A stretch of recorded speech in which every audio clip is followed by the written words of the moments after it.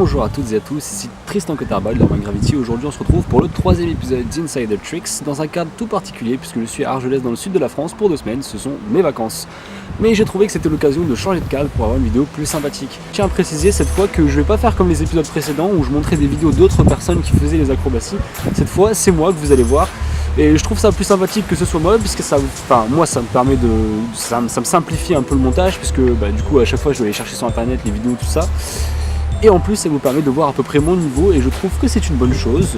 Alors aujourd'hui on se retrouve pour du coup ce troisième épisode comme je le disais, et on va parler Webster Side Flip et Frisbee.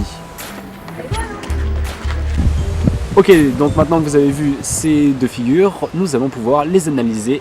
C'est parti.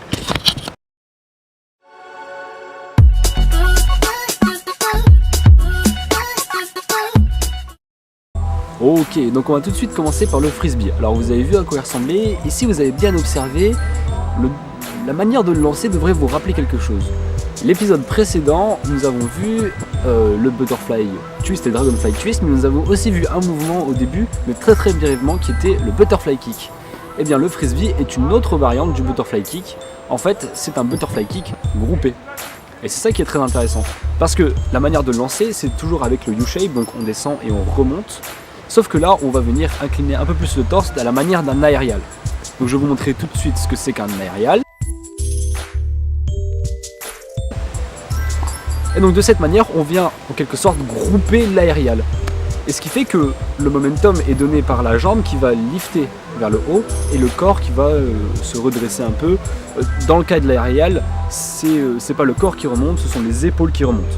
Et donc du coup, pour l'aérial, la jambe vient se lever beaucoup plus haut. En fait, au lieu d'être sur un axe comme ça pour le B-kick, on vient se retrouver sur un axe qui sera incliné comme ça. Et donc du coup, la jambe va venir lifter et le torse va rester un peu vers le bas. Et c'est les épaules qui vont remonter lorsqu'on sera en bas. Et la variante que je vous ai montrée, je viens donner un petit kick. Alors, ce petit kick, il n'est pas dur à faire avec le frisbee. Puisqu'en fait, lorsque vous faites le butterfly kick, vous faites 1, 2. Et donc là, vous avez juste à faire le U-shape, 1, groupe, 2. Et ça donne cette allure de proto side flip, on ne sait pas trop ce que c'est. C'est un frisbee pied décalé sur une base d'aérial. On va juste appeler ça un frisbee pour simplifier le tout. Donc maintenant qu'on a vu un peu à quoi ressemblait le frisbee, je vous propose d'aller voir ce qui se passe du côté du side flip. Donc alors maintenant nous allons voir le Webster side flip. Alors on va faire comme pour tout à l'heure, on va regarder la vidéo en détail.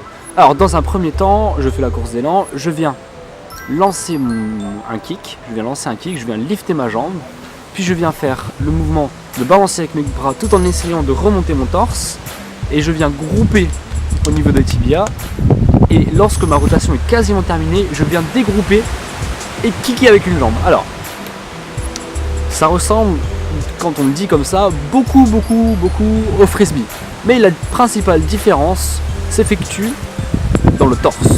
Mais d'abord, nous allons voir une différence qui est peut-être plus frappante. Cette différence qui est plus frappante, c'est le setup. Alors le setup du frisbee, comme on l'a vu précédemment, c'est le U-shape. Alors que le setup du Webster side flip, c'est le même setup que pour un Webster normal, c'est le lift and push. Alors je vais vous expliquer vite fait ce que c'est. En fin de compte, il faut réussir à aligner de manière conjointe le fait de lancer sa jambe derrière, donc de faire comme ça, boum, avec le fait de sauter. Et c'est ce qu'on appelle du lift and push. Tu liftes ta jambe derrière et tu pousses avec l'autre pour gagner de la puissance. Et le lift va te donner la rotation et le push va te donner la puissance qui peut t'aider à gagner de la hauteur.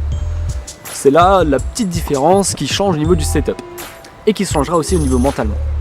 Ensuite, la principale différence, comme je disais, c'est le torse.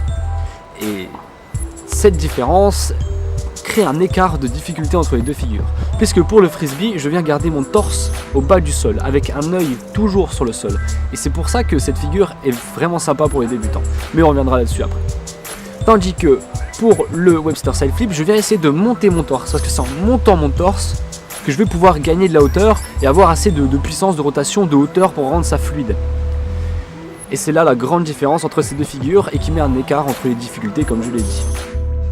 Ok, donc pour conclure, je vais vous parler de pourquoi est-ce que j'ai choisi ces deux figures pour troisième vidéo et de pourquoi essayer d'avoir fait un Webster side flip décalé, ce genre de choses.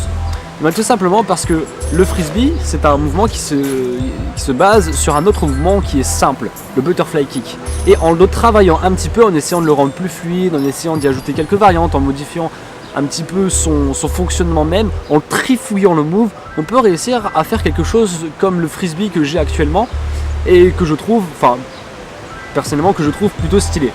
Mais alors, pourquoi le comparer à Webster side flip, pied décalé? Bien tout simplement parce que ces deux figures sont toutes les deux des figures de parcours freerun, mais ont une différence de difficulté. Le Webster side flip est plus difficile à faire qu'un frisbee, parce qu'un frisbee se base vraiment sur des fondamentaux qui sont très simples. Il n'y a pas besoin d'avoir une extrême puissance, il n'y a pas besoin d'avoir une coordination parfaite de ses mouvements.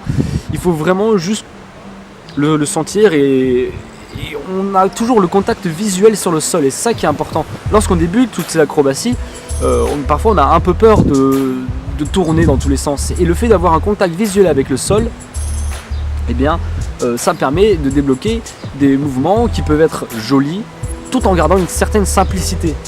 Et c'est là où je veux en venir dans cette vidéo, c'est que certes, il y a beaucoup d'acrobaties qui sont très impressionnantes, qui sont très difficiles techniquement, mais vous pouvez aussi vous faire des choses qui ressemblent à ces acrobaties très impressionnantes avec des mouvements plus simples.